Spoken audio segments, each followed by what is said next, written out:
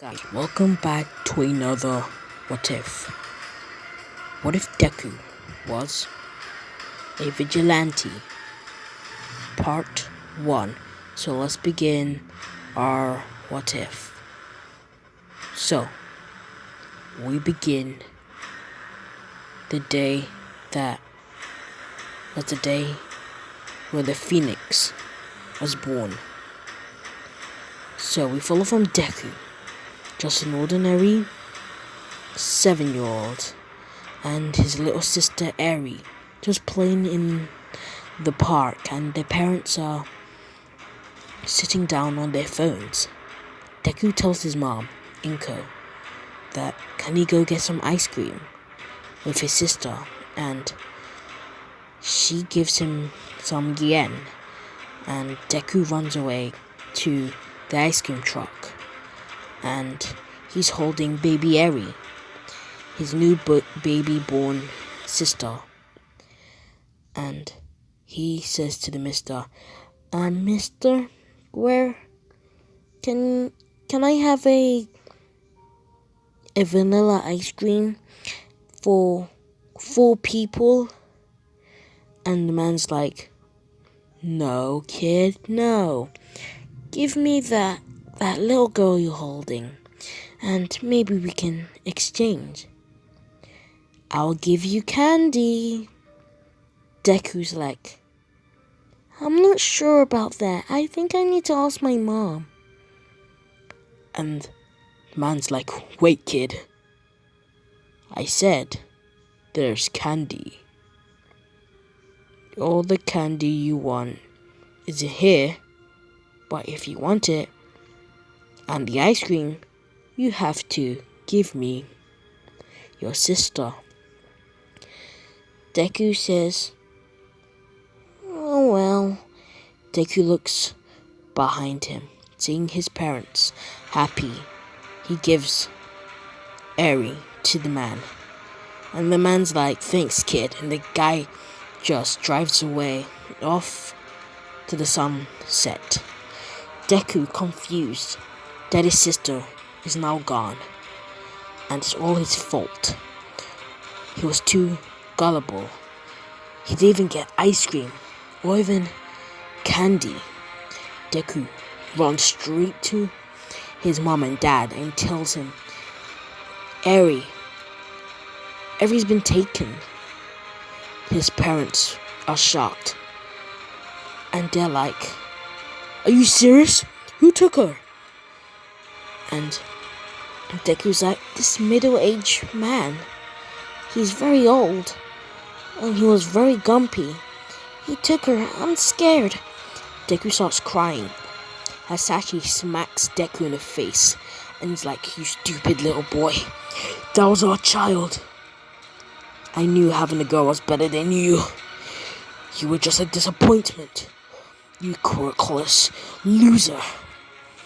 Your old friend Bakugo was right about you. You suck. I wish I never had a son. Hasashi walks away. Also Inko. They were both angry at Izuku. They start screaming, Eri, where are you? Deku crying. Then Deku runs into an alleyway, and he goes next to a bin, and he cries and cries for minutes, 2 hours, 2 hours, 2 days, 2 days, 2 months, 2 years. Deku is now 12 years old. He works at a Street Fighter company, and they call the Underground, and Deku, he does some MMA, UFC, he fights, he loses some, but and he wants revenge. He wants to get his little sister back, but he doesn't have the supplies to do it. So Deku goes out on the street sometimes and beats up thugs, and especially middle-aged people. And he has a photo of his sister, so he shows it at them, and he's like, do you know who this girl is? Do you know where she is? And the old people are like, no. Every single person who's been shown the picture said no. You know what Deku did? Deku snapped their necks and he killed them. And Deku continued doing this for the next 1 year. Deku is now 13. And Deku, he's quit the job and he's learned too much martial arts. So now he's bought an apartment close by. And it's crap, but it will do for him. And Deku, he starts sewing the suit, kind of like this. He puts on a jacket, he goes to the dumpster, he finds some materials and he puts them in and makes these. And he made equipment just like this in the picture. They may be a bit stinky, but it will do just to save one person and the world. We follow from Deku. It's nighttime. He's on top of Tokyo Tower, and he's on the edge of the tall building. Deku, taking a deep breath, thinking if he dies or if he not, to jump and to get his fear of heights away. Deku starts running, starts doing parkour left and right on things on top of the building. Air vents, poles, you name it. Tunnels, vents, ventilations. Deku, from nowhere, does a 360 backflip. Dives down to the ground. Everybody's like, what the hell is that figure up in the sky? It's probably a hero. Wait a minute. Doesn't really look like a hero. Deku starts moving his hand around, getting momentum. Then Deku gets his stick, presses a button, a grapple hook comes from nowhere. Hooks onto a building. Deku swings straight high with a sonic boom, brushing the air resistance on the crowd of people looking at him. And the people are like, whoa, that was a loud wind. That dude's cool. Deku starts grappling around buildings. And his only thing he wants to accomplish is finding his long-lost sister. Then we follow from Deku hearing a crime on the radio. Because Deku, he stole a radio mic and he put him in his ear so he can hear anything what the police are saying. So, Deku, he goes to the muggery thing, whatever, right? The crime. And he sees what the people are doing. Deku puts on his hoodie and he hides in the shadow, trying to listen for what they're saying. And they're like, so you're the snitch.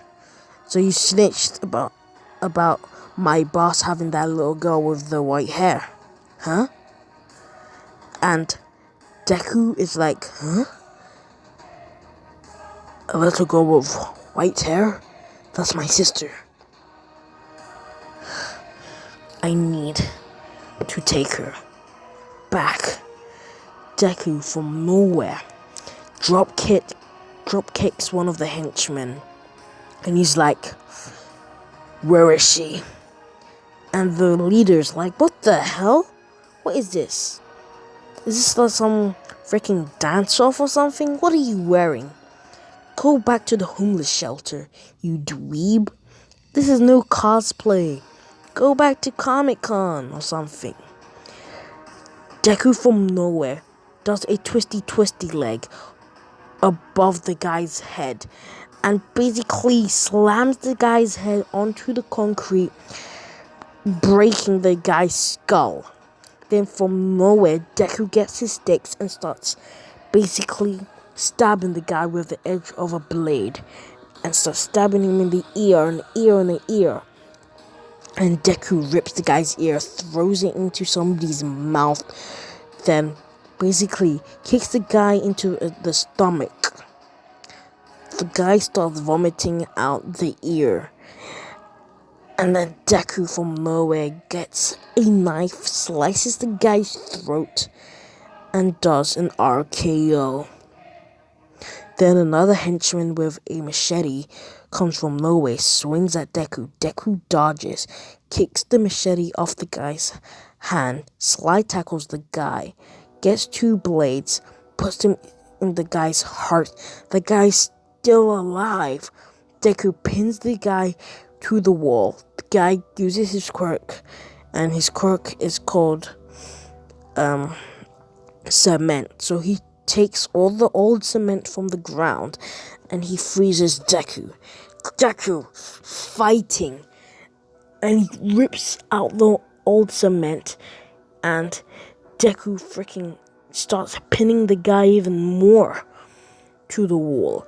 The guy screaming, and the person on the other side of the wall is in their living room and they're watching telly and they see blades full of blood go through, and he's like, what the and Deku is like,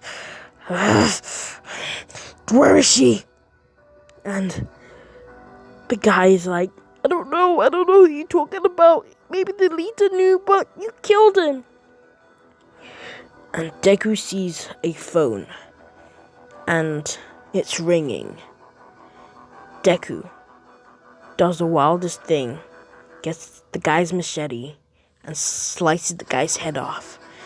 And Deku throws the machete on the floor. Then Deku opens the phone and he's like, hello, who is this?